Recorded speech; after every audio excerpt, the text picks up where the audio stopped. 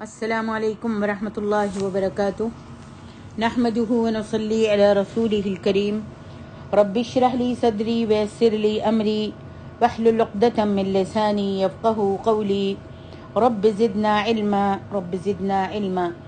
اللهم انا نسألك علما نافعا ورزقا واسعا وقلبا شاکرا ولسانا ذاکرا وعملا متقبلا آمین یا رب العالمین۔ تفسیر سورۃ الحشر، آیت نمبر 1 سے 7 تک۔ اعوذ باللہ من الشیطان الرجیم، بسم اللہ الرحمن الرحیم، سبح للہ ما فی السماوات وما فی الارض وهو العزیز الحکیم۔ هو الذي أخرج الذين كفروا من أهل الكتاب من ديارهم لأول الحشر ما ظننتم أن يخرجوا وظنوا أنهم مانعتهم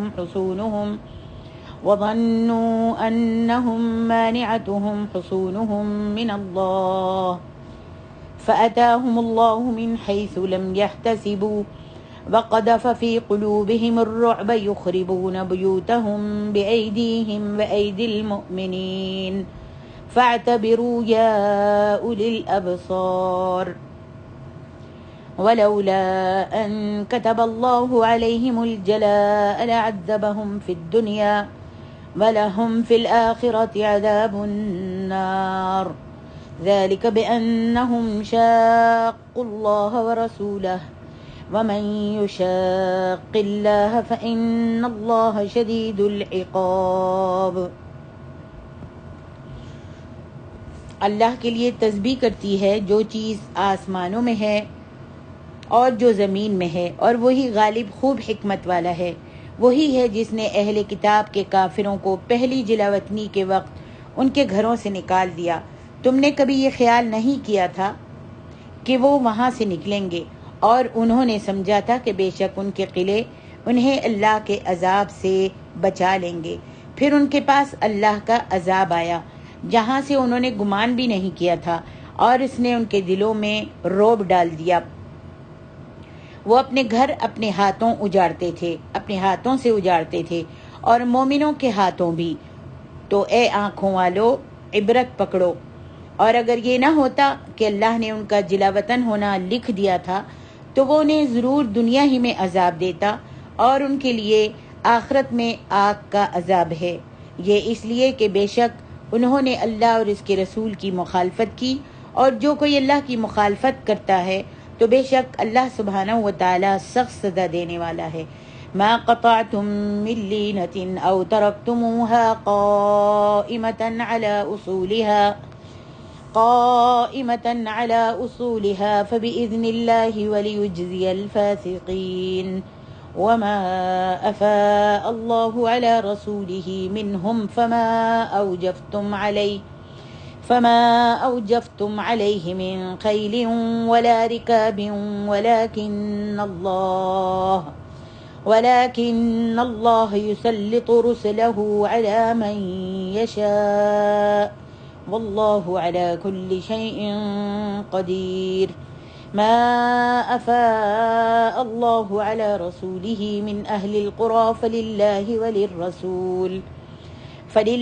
وللرسول ولذي القربى واليتامى والمساكين وابن السبيل كي لا يكون دولة بين الأغنياء منكم وما آتاكم الرسول فخذوه وما نهاكم عنه فانتهوا واتقوا الله إن الله شديد العقاب۔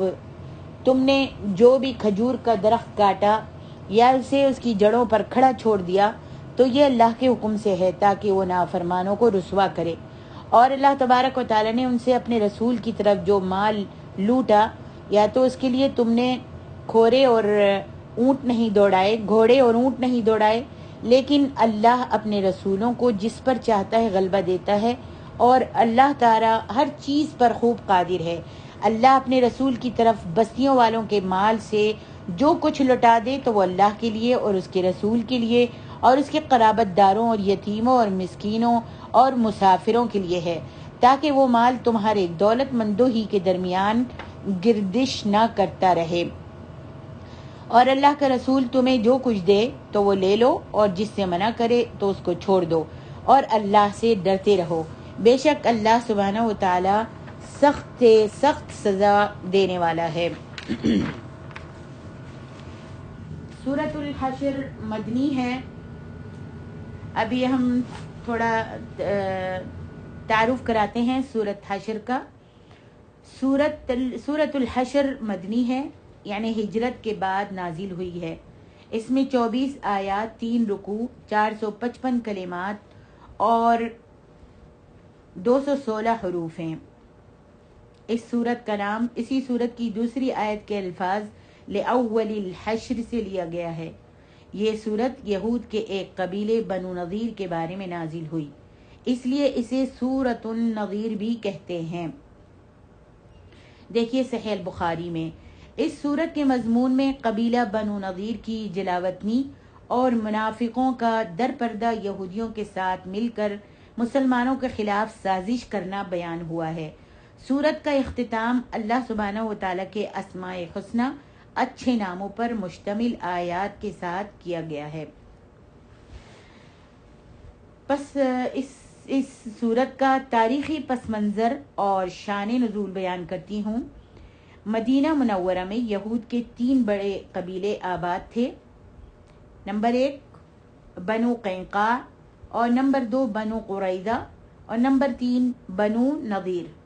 یہ تینوں قبیلے مدینہ میں یہود کے 3 بڑے قبیلے تھے، اور یہ مدینہ میں آباد تھے۔ جب نبی کریم صلی اللہ علیہ وآلہ وسلم مکہ مکرمہ سے ہجرت کر کے مدینہ پہنچے تو آپ نے یہودیوں سے یہ معاہدہ کیا، یہ وعدہ لیا کہ کوئی کسی کے حقوق پر دست درازی نہیں کرے گا، اور بیرونی دشمن کے مقابلے میں سب متحد ہو کر دفاع کریں گے، یعنی باہر سے آنے والے دشمن جب حملہ کریں گے تو ان دشمنوں کے ساتھ سب مل کر ان کا دفاع کریں گے۔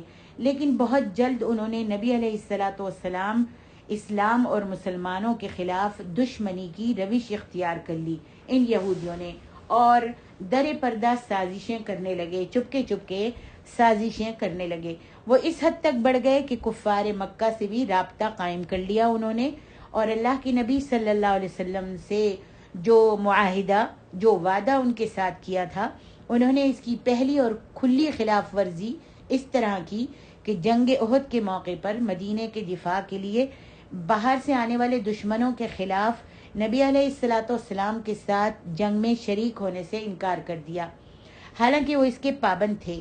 جب معرکہ احد میں مسلمانوں کو نقصان پہنچا تو ان کے حوصلے اور بڑھ گئے، یہاں تک کہ بنو نذیر نے نبی علیہ الصلاۃ والسلام کو قتل کرنے کے لیے باقاعدہ ایک سازش کی جو عین موقع پر ناکام ہو گئی۔ اس واقعے کی تفصیل کچھ اس طرح ہے کہ بئر معونہ کے حادثے میں زندہ بچ جانے والے صحابی حضرت عمرو بن امیہ غمری رضی اللہ عنہ واپس مدینہ میں آ رہے تھے کہ انہیں بنو کلاب کے 2 آدمی ملے۔ حضرت عمرو رضی اللہ عنہ نے انہیں دشمن کے آدمی خیال کرتے ہوئے قتل کر دیا۔ 2 آدمی ملے بنو کلاب کے، حضرت عمرو نے ان کو دشمن سمجھ کے قتل کر دیا۔ جب مدینہ پہنچے تو انہوں نے نبی صلی اللہ علیہ وسلم کو اس کے بارے میں بتایا، تو آپ چند صحابہ کے ساتھ بنو نذیر کے پاس تشریف لے گئے تاکہ وہ معاہدے کے مطابق مقتولین کی، جن کو قتل کیا گیا تھا، ان کی دیت کی ادائیگی میں مدد کریں۔ انہوں نے کہا ابو القاسم ہم ایسا ہی کریں گے، آپ یہاں تشریف رکھیے، ہم آپ کی ضرورت پوری کیے دیتے ہیں، ہم آپ کی ضرورت جو آپ چاہتے ہیں ہم اس کو پورا کر دیں گے۔ چنانچہ آپ دیوار کے ساتھ ٹیک لگا کر انتظار میں بیٹھ گئے۔ ادھر یہودیوں پر شیطان سوار ہو گیا اور انہوں نے کہا کون ہے جو اس چکی کو لے کر اوپر جائے اور اس کو محمد صلی اللہ علیہ وسلم کے سر پر گرا دے، اوپر سے نبی علیہ الصلاۃ والسلام کے سر پر مار دے، قبل اس کے کہ وہ اپنی بھیانک سازش پر عمل کرتے، جو آپس میں کہہ رہے تھے اس بات پر وہ عمل کرتے۔ اللہ سبحانہ و تعالی نے نبی علیہ الصلاۃ والسلام کو خبردار کر دیا اور آپ فوراً وہاں سے اس جگہ سے اٹھ کر مدینہ واپس تشریف لے آئے۔ اب ان کے ساتھ کسی رعایت کا سوال باقی نہیں رہا۔ نبی علیہ الصلاۃ والسلام نے بلا تاخیر ان کو یہ وارننگ دی کہ تم نے جو غداری کرنی چاہی تھی وہ وحی کے ذریعے سے میرے علم میں آ گئی ہے۔ تم نے جو منصوبہ بنایا تھا مجھ کو قتل کرنے کا، اللہ سبحانہ و تعالیٰ نے وحی کے ذریعے مجھ کو بتا دیا ہے، لہذا 10 دن کے اندر اندر تم مدینے سے نکل جاؤ۔ اس کے بعد اگر تمہارا کوئی آدمی مدینے میں نظر آیا تو اس کو قتل کر دیا جائے گا۔ ادھر منافقوں کے سردار عبداللہ بن ابی نے بنو نذیر کو پیغام بھیجا کہ تم گھبراؤ مت، میں 2000 جنگجو آدمیوں کے ساتھ 2000 جنگجو آدمیوں کے ساتھ تمہاری مدد کو آؤں گا۔ بنو قریظہ اور بنو غطفان بھی تمہاری مدد کو آئیں گے، تم ڈٹ جاؤ اور ہرگز ہرگز اس بستی کو مت چھوڑنا۔ اس جھوٹے بھروسے پر انہوں نے بستی خالی کرنے سے انکار کر دیا، جس کے نتیجے میں نبی علیہ الصلاۃ والسلام نے صحابہ کرام کے ساتھ ان کا محاصرہ کیا۔ یہ محاصرہ چند دنوں تک جاری رہا۔ اس دوران میں کوئی ان کی مدد کے لیے نہیں آیا، نہ ہی عبداللہ بن ابی آیا اور نہ ہی بنو قریظہ اور بنو غطفان، کوئی بھی ان کی مدد کے لیے نہیں آیا۔ تو بالآخر انہوں نے جان بخشی کی صورت میں جلا وطنی پر آمادگی کا اظہار کیا، جسے نبی علیہ الصلاۃ والسلام نے قبول کر لیا اور اسے حشر اول کہا جاتا ہے، کیونکہ یہ ان کی پہلی جلا وطنی تھی جو مدینہ سے ہوئی۔ یہاں سے نکلنے کے بعد انہوں نے خیبر میں قیام کیا، پھر وہاں سے حضرت عمر بن خطاب رضی اللہ عنہ نے اپنے دور خلافت میں انہیں دوبارہ جلا وطن کیا اور شام کی طرف ان کو دھکیل دیا، جس کے بارے میں کہا جاتا ہے کہ وہاں تمام انسانوں کا حشر ہوگا۔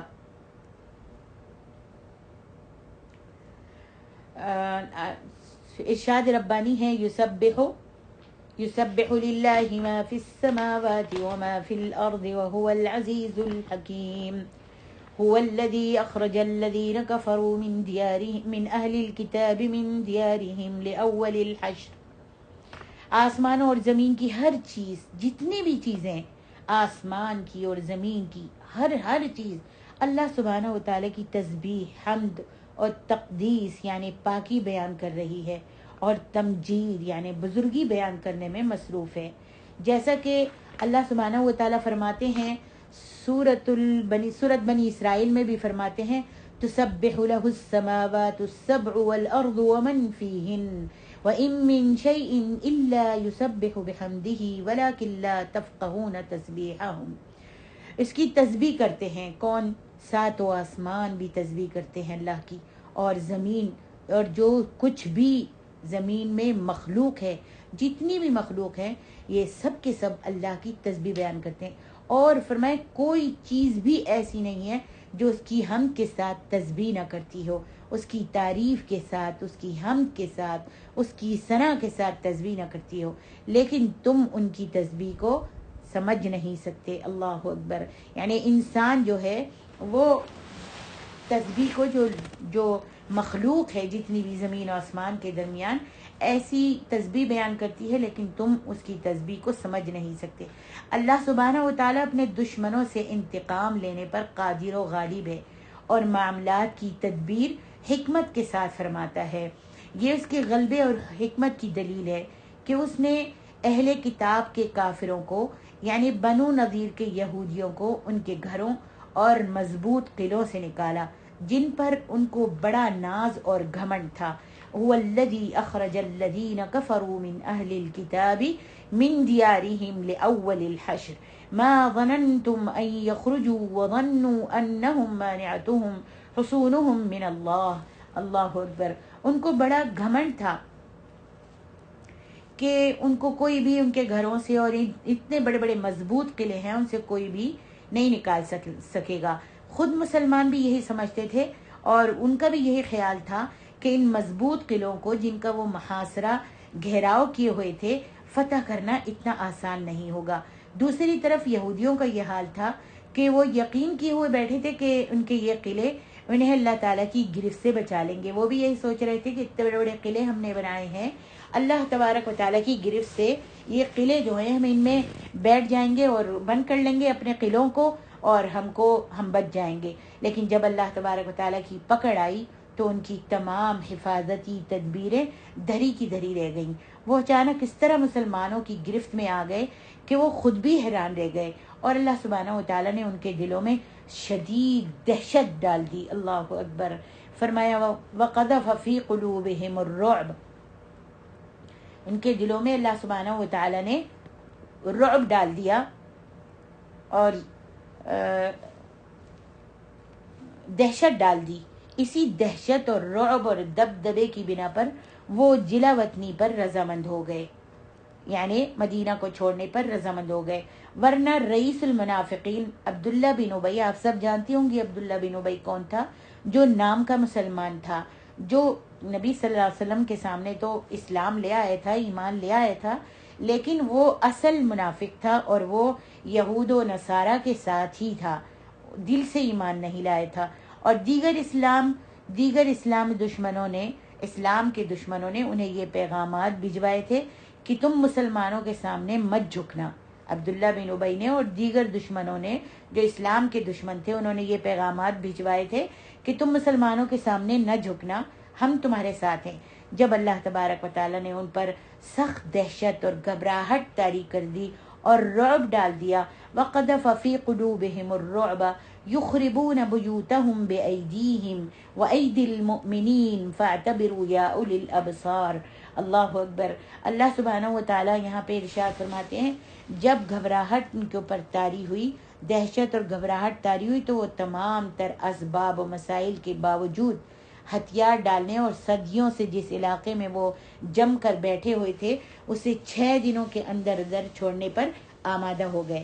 نبی علیہ الصلوۃ والسلام نے ان کو اجازت دے دی کہ وہ ہتھیاروں کے سوا جو بھی ساز و سامان لینا چاہتے ہیں اپنے ساتھ لے جا سکتے ہیں، بس ہتھیار نہیں لے کے جائیں گے، اور جتنا ساز و سامان جو ان کے پاس ہے گھر بار کا جتنا ہے وہ سب لے جا سکتے ہیں۔ یہ اجازت ملنے پر انہوں نے اپنے گھروں کے دروازے، کھڑکیاں، کھونٹیاں اور جتنا بھی سامان تھا سب کچھ انہوں نے اکھاڑ ڈالا تاکہ انہیں اپنے ساتھ لے جا سکیں۔ یخربون بیوتہم بأیدیہم، اللہ اکبر۔ جب بنو نذیر کو یقین ہو گیا کہ اب تو ہر حال میں انہیں اپنے گھروں کو چھوڑنا پڑے گا، تو انہوں نے محاصرے کے دوران میں خود ہی اپنے گھروں کو برباد کرنا شروع کر دیا، اور ان کا کیا تھا یا کیا ارادہ تھا، تاکہ وہ گھر مسلمانوں کے بھی کسی کام کے نہ رہیں، یا اس لیے انہوں نے گھر بار جو تھا برباد کرنا شروع کیا، توڑنا، کھڑکیاں وغیرہ توڑنی شروع کی، کھوٹیاں وغیرہ، دروازے وغیرہ انہوں نے توڑنے شروع کیے۔ ایک تو وہ یہ چاہتے تھے کہ مسلمانوں کے یہ گھر جو ہیں کسی کام کے نہ رہیں، کہ کام نہ آ سکیں، یا انہوں نے اس لیے کیا کہ سامان لے جانے کی اجازت سے پورا فائدہ اٹھا سکیں، کہ نبی صلی اللہ علیہ وسلم نے تو اجازت دے دی ہے کہ جو کچھ لے جانا چاہتے ہو لے جاؤ، تو ان کا یہ بھی یا ان کا یہ ارادہ تھا کہ وہ اجازت مل گئی ہے تو پورا فائدہ اس اجازت سے اٹھا سکیں۔ چنانچہ انہوں نے اپنے گھر ادھیڑ کر اونٹوں پر رکھ لیے، نکال کر کھڑکیاں، دروازے اور جتنی بھی چیزیں تھیں انہوں نے اپنے اونٹوں پر رکھ لیے۔ دوسری طرف مسلمان بھی ان کے گھروں کو برباد کرتے جا رہے تھے تاکہ ان پر گرفت جو ہے، ان کو پکڑنا جو ہے آسان ہو جائے۔ اللہ سبحانہ و تعالیٰ یہاں فرماتے ہیں فَاعْتَبِرُوا یَا أُولِي الْأَبْصَارِ، پھر اللہ تعالیٰ نے عقل والوں سے خطاب کرتے ہوئے، مخاطب کرتے ہوئے فرمایا کہ اے اہل دانش، اے عقل والوں، اس واقعے سے عبرت حاصل کرو کہ کس طرح ہم نے ان کے دلوں میں رعب ڈالا، حالانکہ وہ ایک نہایت طاقتور اور ہر قسم کے اسباب و وسائل سے بھرے ہوئے تھے۔ ان کا قبیلہ اسباب و وسائل سے لیس قبیلہ تھا، لیکن جب ان کی بدعمالیوں اور وعدہ خلافیوں اور نافرمانیوں کے سبب عذاب الہی کا کوڑا ان پر برسا، تو نہ ان کی طاقت کام آئی اور نہ ان کے وسائل ہی کچھ کام آ سکے، نہ ان کا قلعہ ہی ان کو بچا سکا، اور نہ دیگر مددگار اور حمایتی ہی ان کی کچھ مدد کر سکے۔ اللہ اکبر۔ فرمایا وَلَوْلَا أَن كَتَبَ اللَّهُ عَلَيْهِمُ الْجَلَاءَ لَعَذَّبَهُمْ فِي الدُّنْيَا، اگر اللہ سبحانہ و تعالیٰ کی تقدیر میں پہلے ہی سے اس طرح ذلت و رسوائی ان کے ساتھ ان کا جلا وطن ہونا نہ لکھا ہوتا، اللہ تبارک و تعالیٰ نے پہلے سے ہی لکھا ہوا ہے کہ کیا ہوگا اور کیا نہیں ہوگا، تقدیر لکھنے والا اللہ سبحانہ و تعالیٰ ہے۔ تو اللہ فرماتا ہے کہ اگر تقدیر میں پہلے ہی سے اس طرح ذلت اور رسوائی کے ساتھ ان کا جلا وطن ہونا، مدینے سے نکلنا نہ لکھا ہوتا تو اللہ تعالیٰ ان کو دنیا ہی میں قتل و قید کے ذریعے سے سخت عذاب سے دوچار فرما دیتا، قتل و قید ہو جاتا، قتل کر دیے جاتے، قید کر دیے جاتے، اور اللہ تبارک و تعالیٰ ان کو بہت سخت عذاب دنیا میں ہی وہیں پر ہی قتل و قید کے عذاب سے ان کو دوچار ہونا پڑتا۔ لیکن اللہ تعالیٰ نے لکھا ہوا تھا کہ ذلت و رسوائی کے ساتھ یہ مدینہ چھوڑ کر اور باہر چلے جائیں گے، ان کو نکال دیا جائے گا۔ جیسا کہ بعد میں یہودیوں ہی کے ایک دوسرے قبیلے بنو قریظہ کو دنیا میں ایسے عذاب میں مبتلا کیا اللہ تعالیٰ نے کہ ان کے جوان مردوں کو قتل کر دیا گیا، عورتوں اور بچوں کو قیدی بنا لیا گیا، اور ان کا مال مسلمانوں کے لیے غنیمت بنا۔ یہاں اللہ تعالیٰ فرماتے ہیں ذَلِكَ بِأَنَّهُمْ شَاقُّوا اللَّهَ وَرَسُولَهُ، یہ بہت پیاری آیت ہے، اللہ اکبر۔ یہاں پر اللہ سبحانہ و تعالیٰ کیا فرماتا ہے کہ یہ اس لیے ہوا کہ بے شک انہوں نے اللہ اور اس کے رسول کی مخالفت کی، اور جو کوئی بھی اللہ کی مخالفت کرے تو بے شک اللہ تعالیٰ سخت سزا دینے والا ہے۔ یہ صرف ان کے لیے نہیں ہے، ان کے لیے نہیں ہے کہ بس جو بھی مخالفت کرے، انہوں نے اللہ اور اس کے رسول کی مخالفت کی تھی۔ بنو نذیر کے یہودیوں کو جلا وطنی کی یہ رسوا ہونے والی سزا اس لیے ملی کہ انہوں نے کیا کیا تھا، انہوں نے اللہ اور اس کے رسول کی مخالفت کی۔ اور جو بھی آج بھی جو بھی اللہ تعالیٰ کی مخالفت کرے گا، اللہ اور اس کے رسول کا کہنا نہیں مانے گا، تکبر کرے گا، بغاوت کرے گا اللہ اور اس کے رسول کے دین سے، شریعتوں کو نہیں مانے گا، تو اللہ تعالیٰ اسے بھی سخت عذاب سے دوچار کرے گا۔ آگے ارشاد ربانی ہے ما قطعتم من لینۃ او ترکتموها قائمة على اصولها فبإذن اللہ۔ ما قطعتم من لینۃ، جو کوئی کھجور کا درخت تم نے کاٹا۔ لینا کھجور کی ایک قسم ہے، جسے جیسے اجوا، برنی وغیرہ کھجور کی قسمیں ہیں۔ تفسیر طبری۔ حضرت عبداللہ بن عمر رضی اللہ عنہما فرماتے ہیں ان رسول اللہ صلی اللہ علیہ وسلم حرق نخل بنی النضیر وقطع وهي البویرہ۔ نبی علیہ السلام نے بنو نضیر کے کھجور کے کچھ درخت جلا دیے اور کچھ درخت جو تھے وہ کٹوا دیے۔ یہ درخت بویرہ نامی مقام پر تھے، اور یہ حدیث صحیح بخاری کی ہے۔ فرمایا او ترکتموها قائمة على اصولها فبإذن اللہ۔ جب مسلمانوں نے یہ درخت کاٹے تو یہودیوں اور منافقوں نے شور مچانا شروع کر دیا کہ محمد صلی اللہ علیہ وسلم دوسروں کو زمین میں فساد پھیلانے سے تو منع کرتے ہیں، اور خود مسلمانوں کے ساتھ ہرے بھرے درختوں کو کاٹ رہے ہیں اور انہیں برباد کر رہے ہیں۔ اس کے جواب میں اللہ سبحانہ و تعالی نے مسلمانوں کو تسلی دیتے ہوئے فرمایا کہ تم نے جو بھی کھجور کا درخت کاٹا یا اسے اپنی جڑوں پر برقرار رہنے دیا تو یہ سب کچھ تم نے اللہ کے حکم سے کیا ہے۔ فبإذن اللہ، جو بھی کچھ تم نے، جتنے تھوڑے بہت تم نے درخت کاٹ دیے اور جو تم نے جڑوں پر برقرار رکھے، رہنے دیے، ان کو ہاتھ نہیں لگایا، تو یہ سب اللہ کے حکم سے تم نے کیا ہے۔ اس کے علاوہ ان درختوں کو کاٹنے سے یہ واضح کرنا بھی مقصود تھا کہ اب مسلمان یہودیوں پر غالب ہیں۔ وہ درخت اس لیے کاٹے گئے تھے اور یہ حکمت تھی کہ اب مسلمان یہودیوں پر غالب ہیں اور ان کے اموال و جائیداد میں جس طرح چاہیں تصرف کرنے پر قادر ہیں۔ اللہ سبحانہ و تعالیٰ نے بھی مسلمانوں کے اس عمل کی تائید فرمائی اور اسے یہودیوں کی رسوائی کا ذریعہ قرار دیا۔ ابن اسحاق کے بقول یہ واقعہ احد اور بئر معونہ کے بعد کا ہے۔ درختوں کے کٹاؤ کے حکم سے یہ بھی ثابت ہوا کہ حدیث بھی وہی ہے، کیونکہ اللہ تبارک و تعالیٰ نے فرمایا کہ جو درخت تم نے کاٹے یا جو درخت اپنی جڑوں پر کھڑے چھوڑ دیے ہیں یہ اللہ کے حکم سے تھا۔ جو میں نے حدیث ابھی آپ کے سامنے پڑھی ہے، تو یہ حدیث بخاری کی حدیث جو آپ کے سامنے پڑھی ہے، تو اللہ تبارک و تعالیٰ نے جو درخت تم نے کاٹے اور جو درخت اپنی جڑوں پر کھڑے چھوڑ دیے یہ اللہ کے حکم سے تھا، جبکہ پورے قرآن مجید میں یہ حکم کہیں بھی نہیں ہے کہ فلاں درخت کاٹے جائیں اور فلاں درخت جو ہیں وہ چھوڑ دیے جائیں۔ لہذا ثابت ہوا کہ کسی اور ذریعے سے اللہ تبارک و تعالیٰ نے اپنے رسول کو یہ حکم دیا تھا، یعنی اور دوسرا ذریعہ کون سا تھا؟ یعنی قرآن مجید کے علاوہ بھی نبی صلی اللہ علیہ وسلم کو وحی آیا کرتی تھی۔ جسے حدیث کہا جاتا ہے۔ آگے ارشاد ربانی ہے وَمَا أَفَاءَ اللَّهُ عَلَى رَسُولِهِ وَمَا أَفَاءَ اللَّهُ عَلَى رَسُولِهِ وَمَا أَفَاءَ اللَّهُ عَلَى رَسُولِهِ مِنْهُمْ فَمَا أَوْجَفْتُمْ عَلَيْهِ مِنْ خَيْلٍ وَلَا رِكَابٍ۔ بنو نضیر کا علاقہ مدینے سے تقریباً 3-4 میل کے فاصلے پر تھا۔ وہاں تک پہنچنے کے لیے مسلمانوں کو اونٹ اور گھوڑے دوڑا کر لمبا سفر کرنے کی ضرورت پیش نہیں آئی، اور نہ اس علاقے کو فتح کرنے کے لیے کوئی مقابلہ اور لڑائی ہوئی، بلکہ اللہ تبارک و تعالیٰ نے اپنے رسول صلی اللہ علیہ وسلم کو بغیر لڑائی کے ان پر غالب کر دیا۔ اس لیے یہاں سے حاصل ہونے والے مال کو، جو ان کے قلعوں سے مال نکلا، اس مال کو فے قرار دیا گیا، اس کو فے کہتے ہیں، فے قرار دیا گیا، جس کا حکم مال غنیمت سے مختلف ہے۔ مال فے وہ ہوتا ہے جو دشمن لڑے بغیر چھوڑ کر بھاگ جاتے ہیں۔ مال فے وہ ہوتا ہے جو دشمن لڑے بغیر چھوڑ کر بھاگ جاتے ہیں یا صلح کے ذریعے سے حاصل ہو۔ جو مال باقاعدہ لڑائی اور غلبہ حاصل کرنے کے بعد ملتا ہے وہ غنیمت ہوتا ہے، اس کو غنیمت کہتے ہیں۔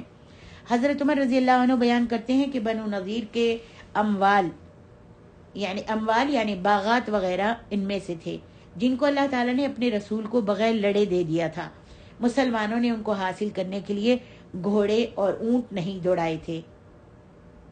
تو یہ اموال خاص طور سے نبی صلی اللہ علیہ وسلم ہی کے تھے، جن میں سے آپ اپنی ازواج مطہرات کو سالانہ نفقہ یعنی سالانہ خرچ کے طور پر بھی دیتے تھے، اور باقی ہتھیار گھوڑوں پر خرچ کرتے تھے تاکہ اللہ کے راستے میں جہاد کے لیے ہر وقت تیاری رہے۔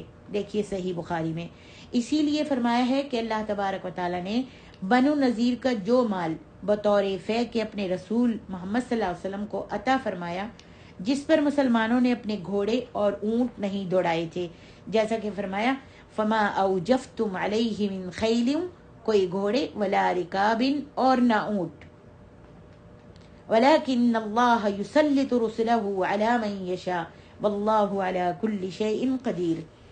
جس پر مسلمانوں نے اپنے گھوڑے اور اونٹ نہیں دوڑائے تھے تو یہ محض اللہ تعالیٰ کا فضل ہے، وہ اپنے رسول کو جس پر چاہے غالب کر دیتا ہے، اور اللہ تبارک و تعالیٰ کے لیے کچھ بھی مشکل نہیں، وہ تو ہر چیز پر قدرت رکھتا ہے، وہ سب پر غالب ہے اور سب اسی کے تابع فرمان ہیں۔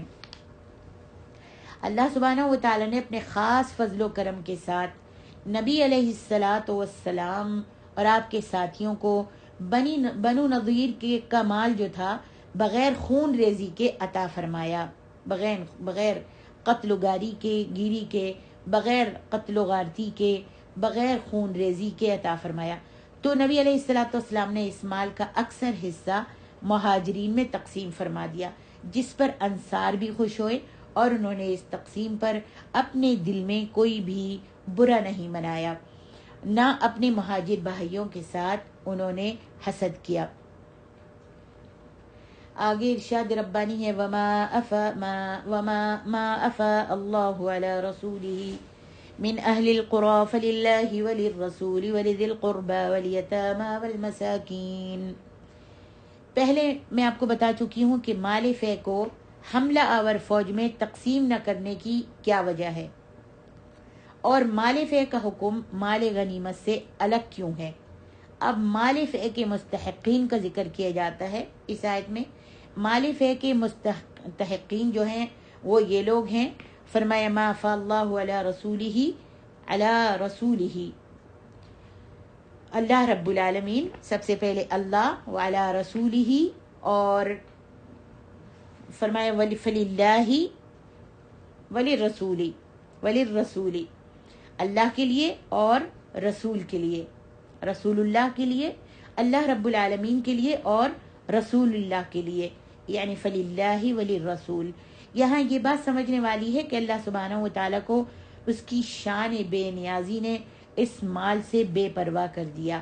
اللہ سبحانہ و تعالیٰ کو اس کی شان بے نیازی نے اس مال سے بے پرواہ کر دیا، اور جو حصہ اللہ کے نبی صلی اللہ علیہ وسلم کے منصب امامت پر فائز ہونے کی بنا پر آپ کے لیے تھا، اب وہ آپ کے بعد آپ کے خلیفہ کے لیے ہے یا پھر مسلمانوں کے دینی و اجتماعی تقاضوں کے لیے ہے.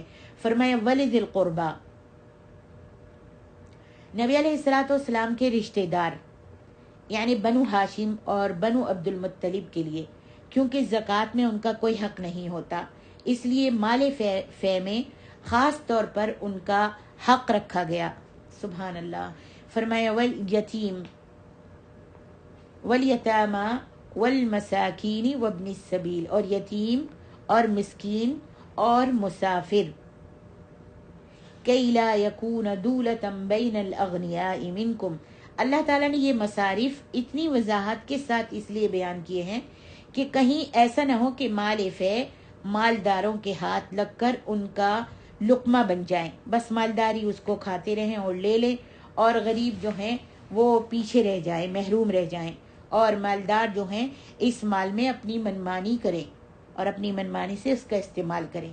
اس لیے اللہ تبارک و تعالیٰ نے بیان کیا وضاحت کے ساتھ اس آیت میں کہ اس مال فعل میں کس کس کا حصہ ہے. مسکین، یتیم، مسافر اور حاجت مند مسلمان اس سے محروم رہ جائیں، اور مالدار جو ہیں وہ اس سے اپنی منمانی کر کے اس کو کھاتے رہیں اور اپنے اوپر خرچ کرتے رہیں اور اپنے آپس میں بانٹ لیں. غور کیجئے، اس ایک فقرے میں اسلامی اقتصادیات کی بنیاد واضح کر دی گئی ہے.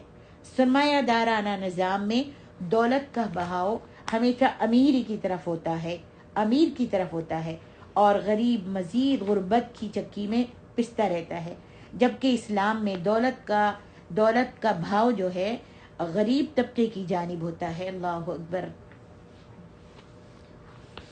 فرمایا وما آتاكم الرسول فخذوه وما نهاكم عنه فانتهوا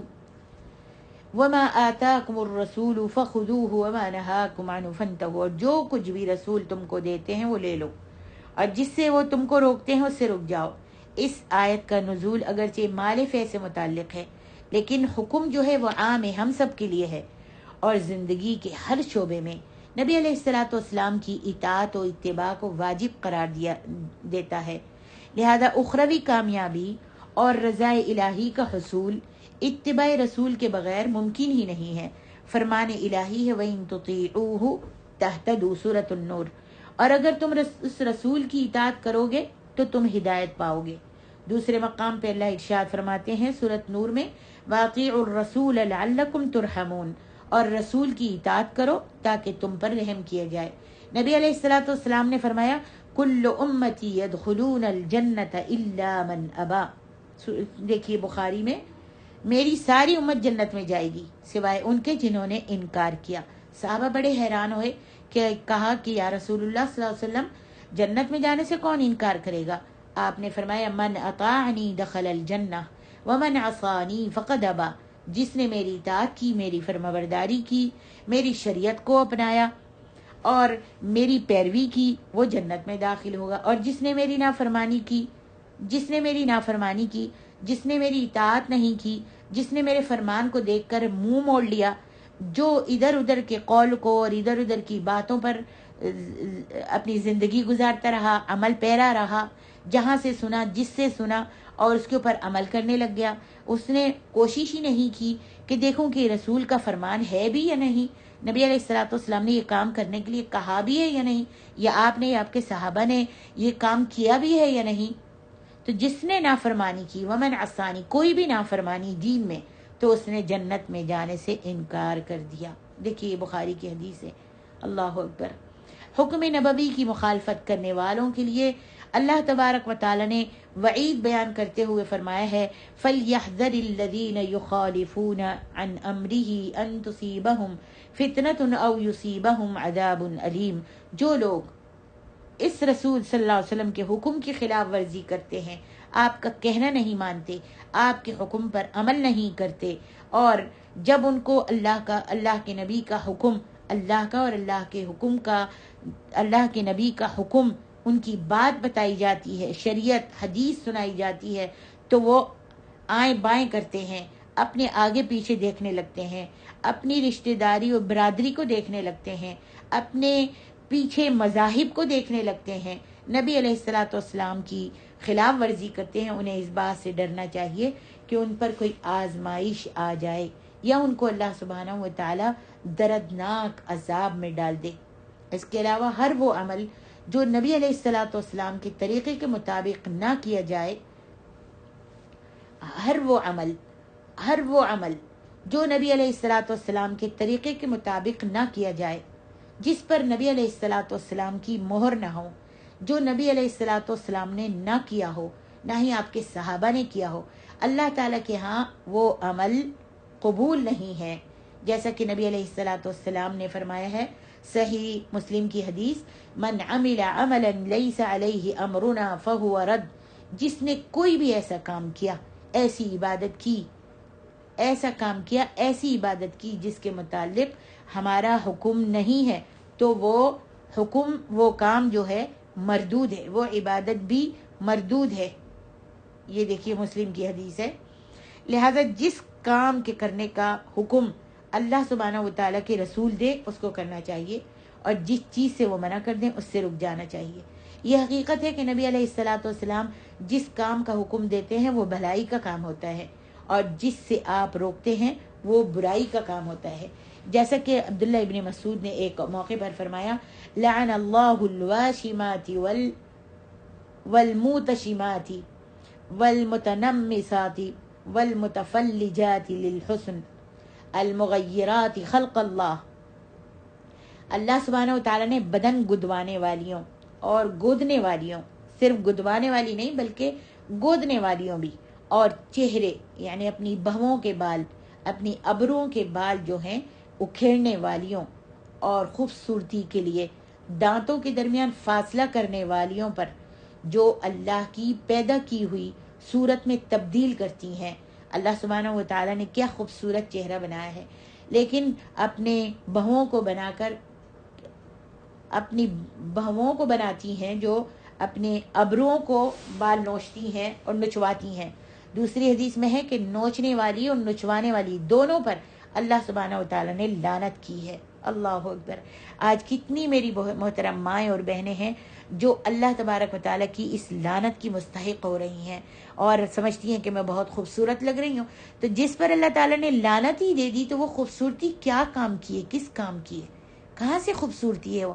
جب اللہ تبارک و تعالیٰ کے رسول صلی اللہ علیہ وسلم نے فرمایا کہ لعن اللہ المتنمسات، جس نے اپنے ابروؤں کے بال بنوائے، بہووں کے بال بنوائے، نچوائے، نوچنے والی پر اور نچوانے والی پر دونوں پر لعنت ہے۔